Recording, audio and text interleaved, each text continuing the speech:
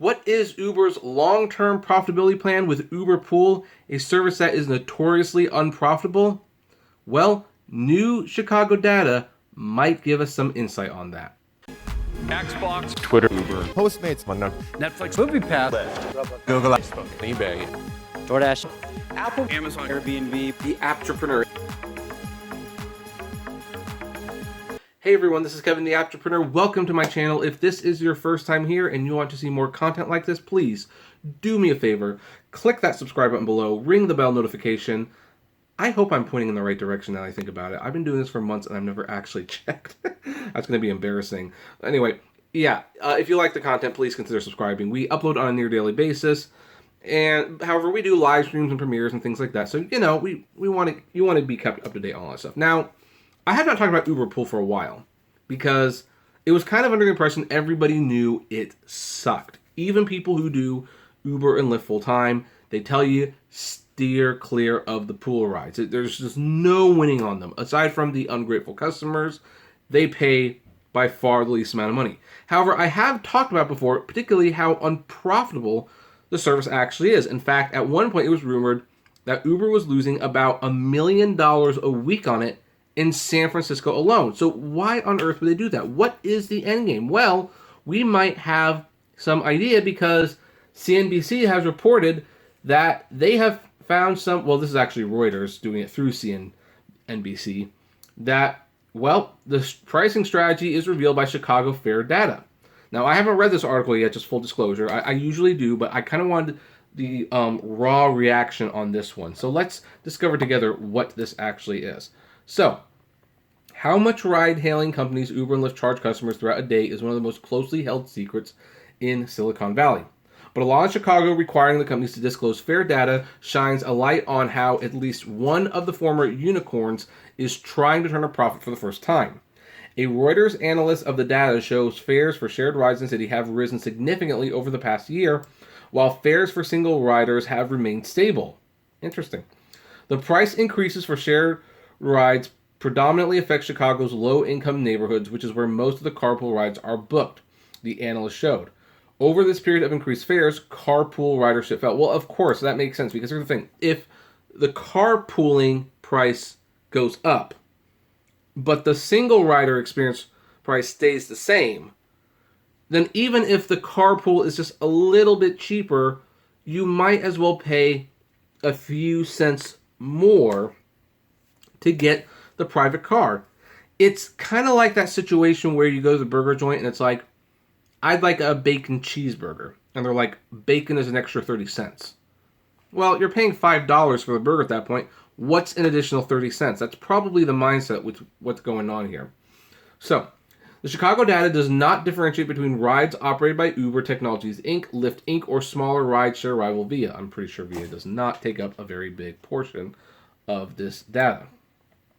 Data by Second Measure, which tracks credit card expenditures, estimate that Uber commands roughly a 72% market share in Chicago. The data also does not indicate whether similar strategies are being rolled out in other cities.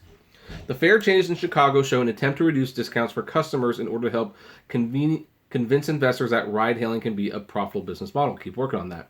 But the shift comes with political risks. I'm sorry, I think if you heard that, that's the roommate leaving. Must be upset about something. Can be a profitable business. But the shift comes with political risks as cities from Chicago to London take ride-hailing companies to task over congestion, driver treatment, and passenger rights. Well, the driver treatment they're probably putting less on the pedestal because I hear about those other two far more from the politicians than driver rights, but you know, whatever. On Monday, regulators in London stripped Uber's license for the second time. We already went over that in another video. After reviewing the findings from the Chicago data, Uber said it has traditionally seen losses in its shared pool ride segment.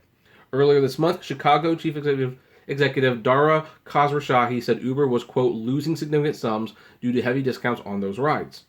Quote, we want pool to be available to as many people and in as many cities as possible, and to do that it has to be financially sustainable for years to come, through measures including pricing and better algorithms to find more pool riders, and Uber spokesman said. You know, as I'm reading this, it's starting to make sense even more and more sense why, maybe the real reason why these companies want to pass carpooling rides, where people get fined if they're in a single car. They're a single passenger in a car. Because here's the thing.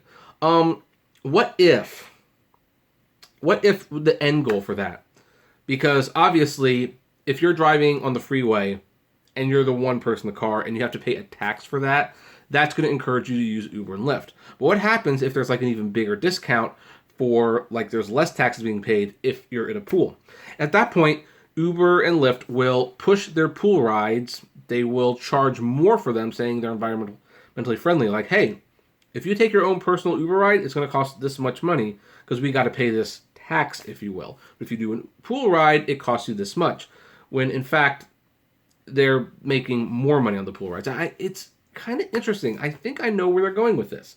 So, Lyft declined to comment on its pricing strategy, but said shared rides have increased access to affordable and reliable transportation, particularly in neighborhoods undeserved by public transit and passed over by taxis. Yeah, but you know what? The dollar menu at McDonald's made their food more accessible to low-income communities. And ultimately, they had to get rid of the thing because no one was making money off of it. Fortunately, they don't seem to realize this isn't making money either, so it stays for some reason. Lyft said that given Uber controls nearly 2/3 of the Chicago market, the data most closely reflected Uber's strategy, and noted its own data did not show a decrease in shared rides. Via, the smallest Chicago player, almost exclusively focused on shared rides, with an estimated 1% market share, also declined to comment on pricing, but said its own interpretation of Chicago data was consistent with the analysts. In city after city, we have seen that there is far more price sensitivity with pool rides than with private single-passenger ones. Via said, adding that it was crucial for fees and taxes on shared rides to stay low in order to decrease congestion. And yet, of course, as we know, how many studies have showed that this is not the case? This is not the case. Rideshare does contribute to congestion. So here's the thing: we're gonna skip the rest of this story because it's actually a separate topic altogether. But yeah, so that's the big pricing strategy.